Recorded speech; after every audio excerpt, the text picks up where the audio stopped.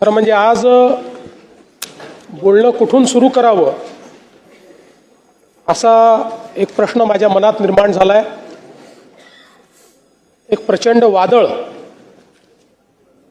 मनामध्ये तयार झालेलं आहे. कारण आज सभागृहामध्ये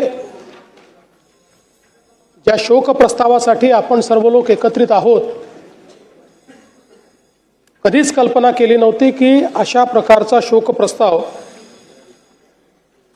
हा आपल्याला या ठिकाणी त्याच्यावर व्यक्त व्हावं लागेल. खरं म्हणजे सहज बाजूला नजर गेली तर नेहमीच खुर्चीत दादा असायचे